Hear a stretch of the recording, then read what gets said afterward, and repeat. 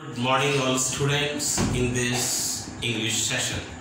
आज हम बात कर रहे हैं आपके साथ में कंडीशनल सेंटेंसेस शर्तीय वाक्य। प्रिय विद्यार्थियों, बड़े ध्यान से सुनना।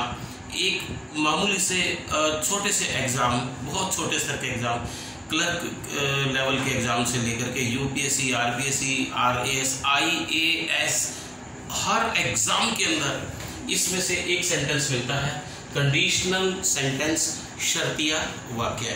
सबसे पहले वो विद्यार्थी सुनना जिन्होंने RAS, IAS, MA English, CBSE board, RBSE board में परीक्षा में बैठना है। केवल आपको गणित के तरीके से 3 फार्मूले बताऊंगा, आपका पेपर हल। सबसे पहले कैप्सूल दे रहा हूं, कैप्सूल ऑफ इंग्लिश ग्रामर।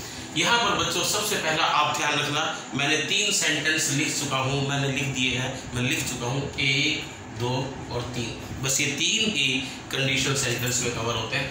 पहला नंबर गणित की तरह समझ लीजिए कि जिस वाक्य में पहले में इफ दिख रहा है, जिस क्लॉज में इफ आ गया, इफ के बाद में सब्जेक्ट आ गया, सब्जेक्ट के बाद में शैल, विल और वुड, यदि ये दिख जाए आगे पढ़ने की जरूरत ही नहीं। आंसर ये रहा, गणित की तरह समझा रहा हूं प्रिय विद्यार्थियों।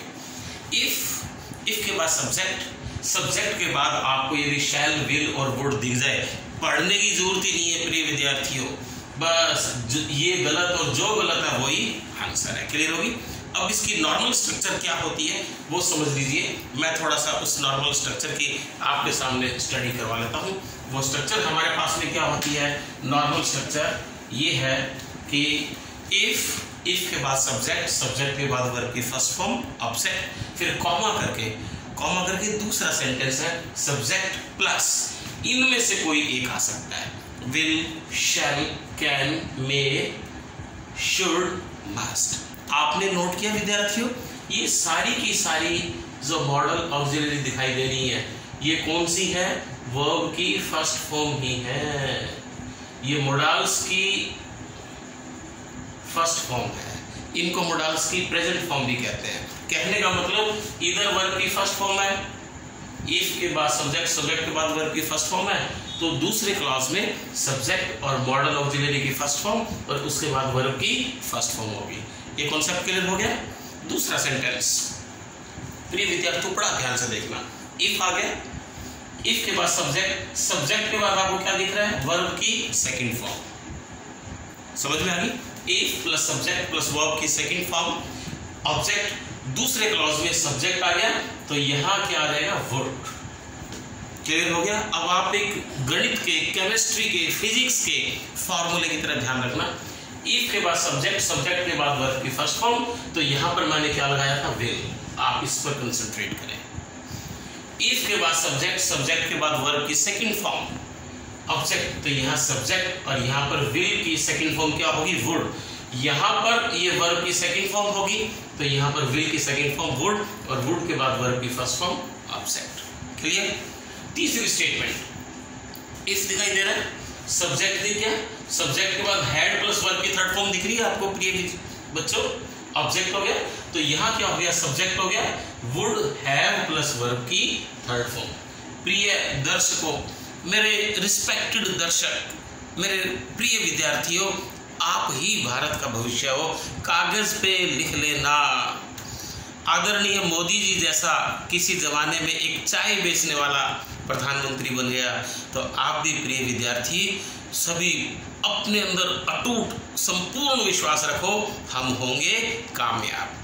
मुझे अपने ऊपर इतना कॉन्फिडेंस है, मैं ग्रामर को लेके कहीं छोटी सी भी गलती नहीं कर रहा हूँ, छोटी सी भी गलती नहीं कर रहा हूँ। आपसे भी परीक्षा में गलती नहीं होगी, और जब आपसे परीक्षा में गलती नहीं होगी, इसका मतलब आपका पेपर निश्चित रूप से हल होगा, सही होगा, आपको सफलता के सोपान पर ले जाएगा, ये मेरा विश्वास है। कृपया आप धैर्यपूर्वक पूरी वीडियो देखें और हमारी इस वीडियो क्लिप को सब्सक्राइब करें, लाइक करें और आगे शेयर भी करते रहें, ताकि पूरे दुनिया में जहां विद्यार्थी, जहां वो ज़रूरतमंद वर्ग, जहां बहुत उच्च संस्थान में जाके नहीं सीख सकता, आपको यहाँ वो नॉलेज दी जा रही है जो ओरिजिनल ऑक्सफोर्ड, लंदन, अमेरिका में बैठ करके यूनिवर्सिटी में जो बच्चा सीख सकता है, वो हम आपके दरवाजे, आपके मोबाइल फ़ोन तक ये लेकर के आए हैं। आपके मोबाइल में ऑटोमेटिकली हमारा संदेश पहुंचता रहे, इसके लिए आप सब्सक्राइब करें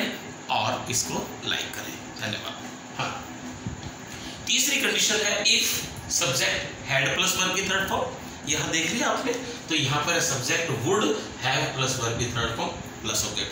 प्रिय विद्यार्थियों, आप थोड़ा सा इस चीज पर गौर करना, वापस से ध्यान रखना। सारे के सारे मेरे प्रिय विद्यार्थियों, जरूर प्रिय दर्शकों, आप देखना। इफ सब्जेक्ट के बाद में सीधा सा यहाँ मैं कर देता हूँ, ये लो वर्ब की फर्स्ट फॉर्म ऑब्जेक्ट, तो यहाँ पर क्या होगा, सब्जेक्ट विल और वर्ब की फर्स्ट फॉर्म ऑब्जेक्ट, इसको ध्यान रखो। दूसरे में इफ के बाद सब्जेक्ट के बाद वर्ब की सेकंड फॉर्म है ना ऑब्जेक्ट, तो यहाँ पे जैसी सेकंड फॉर्म आई तो यहाँ वुड, विल की सेकंड फॉर्म क्या होती है, वुड, तो यहाँ वर्ब फर्स्ट थी तो यहाँ वर्ब फर्स्ट थी, यहाँ वर्ब सेकंड है तो यहाँ भी वर्ब सेकंड है, अंडरस्टैंडिंग। और वुड के बाद वर्ब की फर्स्ट फॉर्म ऑब्जेक्ट। तीसरी स्ट्रक्चर में यही चल रहा है, इफ के बाद सब्जेक्ट के बाद had plus verb third form है। क्या है, हैड प्लस वर्ब की थर्ड फॉर्म है। तो यहाँ पर आप क्या देख रहे हो, सब्जेक्ट के बाद में वुड हैव प्लस वर्ब की थर्ड फॉर्म देख रहे हैं। प्रिय विद्यार्थियों, समझ में आ गया? अब मैं इनको डिटेल में थोड़ा सा कुछ एक सेकंड में समझा देता हूँ। यहाँ पर पहली जो कंडीशन है, इसका नाम होता है कॉज एंड इफेक्ट। लिख दूं मैं यहाँ पे, कॉज एंड इफेक्ट। इसको कहते हैं कारण और उसका प्रभाव। जब कोई हम बात सामाजिक रूप से, तार्किक रूप से, वैज्ञानिक रूप से बात बताते हैं, यदि ऐसा होता है तो ऐसा होता है, या फिर पहले ही समझा रहा हूं, कॉज एंड इफेक्ट का ही समझा रहा हूं, यदि ऐसा होता है तो ऐसा होगा। फॉर एग्जाम्पल, ऑनरेबल मोदी साहब गंगानगर आते हैं तो मुझसे मिलेंगे, अंडरस्टैंडिंग। तो ये हमारे पास हो गया कॉज एंड इफेक्ट, क्लियर। यदि विद्यार्थी इस वीडियो को ध्यान से देखते हैं, निश्चित रूप से सफलता प्राप्त कर लेंगे या निश्चित रूप से सफलता प्राप्त कर लेते हैं। तो यहां पर हमारे पास में कॉज एंड इफेक्ट। दूसरी कंडीशन कहलाती है हाइपोथेटिकल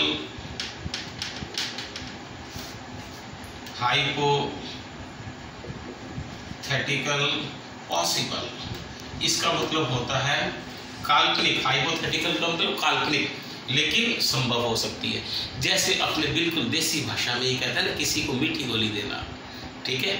जब आपको काम नहीं करना हो, कुछ काम करने के मूड भी हो, कुछ ना भी हो, 50% चांसेस हो, 50% ना हो, उस स्थिति में आप क्या कर सकते हैं कि हाइपोथेटिकल पॉसिबल। मान लीजिए आपकी गुड़िया रात को 12 बजे आपको तंग कर रही है, चॉकलेट ला के दो चॉकलेट। मेरे साथ भी ऐसा होता है, इसलिए बता रहा हूँ। तो मैं क्या कहता हूँ, ये हाइपोथेटिकल पॉसिबल। यदि बाजार गया तो चॉकलेट ले आऊंगा। क्या शर्त है, यदि गया तो ले आऊंगा, नहीं गया तो नहीं लाऊंगा। तो 50% चांसेस है और 50% चांसेस नहीं है। क्लियर हो गया?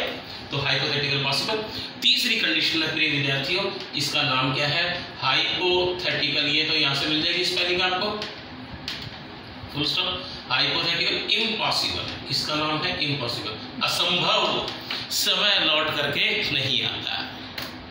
यदि इसके बाद क्या, यदि समय पर डॉक्टर आ चुका होता तो पेशेंट बच चुका होता, ना तो डॉक्टर आया ना पेशेंट बचा। ये वो घटना है, समय बीत गया, अब अपने पास में पश्चाताप के, रिग्रेट के अलावा कोई भी नहीं है। इसकी स्ट्रक्चर फिर से देख लो, इसको कहते हैं हाइपोथेटिकल इम्पॉसिबल, काल्पनिक लेकिन असंभव, क्योंकि समय बीत गया। If plus subject plus had plus verb की थर्ड फॉर्म प्लस ऑब्जेक्ट, तो subject plus would have plus verb की third form plus object. Clear हो गया बच्चों? एक बात और आप ध्यान से देखना थोड़ा सा, जो हमारी थर्ड स्ट्रक्चर है ना, इस लैंग्वेज की ब्यूटी देखिए। What is the beauty of this language? यहाँ पर पूरी इंग्लिश लिटरेचर में एक ऐसा मैं सेंटेंस देने जा रहा हूँ कि यहाँ पर मैंने इसी सेंटेंस को ध्यान से देखो, हैड को मैंने इरेज कर, इफ को इरेज कर दिया, हैड हेल्पिंग वर्ब सब्जेक्ट से पहले लगा दिया, बाकी सब चीज वही है। हैड को आगे किया, सब्जेक्ट वर्ब की की थर्ड की जगह वर्ब की थर्ड, ऑब्जेक्ट की जगह ऑब्जेक्ट, सब्जेक्ट की जगह सब्जेक्ट, वुड की जगह वुड, हैव की जगह हैव, वर्ब की थर्ड फॉर्म ऑब्जेक्ट सब। इसका मतलब होता है काश कहीं ऐसा होता। हिंदी फिल्मी सॉन्ग भी आया था, काश कहीं ऐसा होता, दो दिल होते सीने में पर है नहीं। अंडरस्टैंडिंग? तो वही काल्पनिक बात है। और लैंग्वेज की ब्यूटी क्या है कि हेल्पिंग वर्ब से वाक्य शुरू किया जा रहा है और लास्ट में प्रश्नवाचक चिन्ह का प्रयोग भी नहीं किया गया। अंडरस्टैंडिंग? तो प्रिय विद्यार्थियों, मैं एक बार फिर समराइज कर रहा हूँ आपके लिए। पहली कंडीशन कौन सी है? Cause and effect. दूसरी है हाइपोथेटिकल पॉसिबल। तीसरी hypothetical impossible. Cause and effect में बच्चों ध्यान रखना, इफ प्लस सब्जेक्ट वर्ब की फर्स्ट फॉर्म ऑब्जेक्ट, तो यहाँ subject plus will plus verb की फर्स्ट फॉर्म ऑब्जेक्ट। यहाँ पर क्या हो गया? If plus subject plus verb की सेकंड फॉर्म, यहाँ थी वर्ब की फर्स्ट फॉर्म, तो ये विल वर्ब की फर्स्ट फॉर्म था। यहाँ हो गया if plus subject plus verb की सेकंड फॉर्म, तो यहाँ पर हो गया subject plus would plus verb की फर्स्ट फॉर्म प्लस ऑब्जेक्ट हो गया। यहाँ पर क्या हो गया? तीसरी हाइपोथेटिकल इम्पॉसिबल में इफ, मैं दोबारा से फिर लिख देता हूँ यहाँ पे, इफ ठीक है, if plus subject plus had plus verb की थर्ड फॉर्म, ये पास्ट परफेक्ट है तो पीछे भी परफेक्ट कंडीशन है। क्लियर होगी? ये पास्ट परफेक्ट है, हैड प्लस वर्ब की थर्ड फॉर्म ऑब्जेक्ट, तो पीछे वाले क्लॉज में क्या है? Subject plus would have plus verb की third form plus object. Okay students, सारा क्लियर हो गया? एक बार देख लो, इफ के साथ प्रेजेंट इंडेफिनिट है तो पीछे प्रेजेंट कंडीशन है। प्रेजेंट कंडीशन का मतलब होता है विल शैल के बाद वर्ब की फर्स्ट फॉर्म। क्लियर हो गया? दूसरा हाइपोथेटिकल पॉसिबल, इफ के बाद सब्जेक्ट, सब्जेक्ट के बाद वर्ब की सेकंड फॉर्म, तो यहाँ पर विल की सेकंड फॉर्म वुड होगी और वुड के बाद वर्ब की फर्स्ट फॉर्म आती है। तीसरे में क्या था? If plus subject plus had plus verb third form, past perfect, तो इसमें परफेक्ट कंडीशन होगी, पीछे वाले क्लॉज में subject plus would have plus verb की third form plus object. Clear? मैं 30 सेकंड में प्रिय विद्यार्थियों आपके लिए एक बार फिर करता हूँ। इफ के बाद सब्जेक्ट, सब्जेक्ट के बाद वर्ब की फर्स्ट फॉर्म, इधर विल प्लस वर्ब की फर्स्ट फॉर्म, यहाँ पर if plus subject plus verb की सेकंड फॉर्म, तो यहाँ हो गया सब्जेक्ट वुड प्लस वर्ब की फर्स्ट फॉर्म, और इफ के बाद सब्जेक्ट और हैड प्लस वर्ब की थर्ड फॉर्म है तो इस क्लॉज में वुड हैव प्लस वर्ब की थर्ड फॉर्म। परीक्षा में एक ही काम करता है, सुन लेना प्रिय दर्शकों ध्यान से, भारत के कर्णधार भविष्य निर्माताओं ध्यान से सुन लो क्या बात है। वो परीक्षा में सिर्फ इतनी सी बात करता है कि यहाँ पर सब्जेक्ट आ गया वर्ब की फर्स्ट फॉर्म, यहाँ विल की जगह क्या लगा देता? वुड, जो परीक्षा में, या वुड हैव, वही ये गलती करता है। यहाँ पर क्या करता है? इफ हो गया सब्जेक्ट हो गया वर्ब की सेकंड फॉर्म, तो यहाँ पे वर्ब की फर्स्ट फॉर्म लगा देता है। ये गलत, ये इसमें आनी चाहिए थी। या फिर वो बहुत होशियार आदमी पेपर बनाने वाला, वो वुड हैव वर्ब की थर्ड फॉर्म कर देगा। आप उनसे भी होशियार हो और समझ सकते हो। और यहाँ if plus subject had verb की थर्ड फॉर्म है, तो यहाँ पर वुड हैव वर्ब की थर्ड फॉर्म की जो परीक्षा में वो क्या कर देता है? इतना सा लगा देता है, वुड प्लस वर्ब की या तो फर्स्ट फॉर्म लगा देता है, सेकंड फॉर्म लगा देता है। आपको गलती आइडेंटिफाई करनी है। ओके डियर स्टूडेंट्स, और तीसरी कंडीशन केवल हाइपोथेटिकल पॉसिबल को हम इसमें परिवर्तित कर सकते हैं, had plus subject plus verb की थर्ड फॉर्म प्लस ऑब्जेक्ट। केवल इसमें इफ हटाया, हैड को आगे लिया और हैड को आगे लेने मतलब काश बन गया, काश कहीं ऐसा होता है तो ये बोलिए वुड हैव प्लस वर्ब की third form plus object. Last में प्रश्नवाचक चिन्ह भी, प्रश्नवाचक चिन्ह नहीं होगा, ये चिन्ह भी नहीं होता। यही लैंग्वेज की ब्यूटी है। ओके, भारत के भविष्य निर्माताओं, मुझे अपने आप में पूर्ण विश्वास है मुझे अपने आप में कि आपने बहुत अच्छे तरीके से धैर्य से सीखा होगा। नोटबुक लेकर के इसको लिखें, समझें, पढ़ें। धन्यवाद। जय हिंद, जय भारत। Thank you.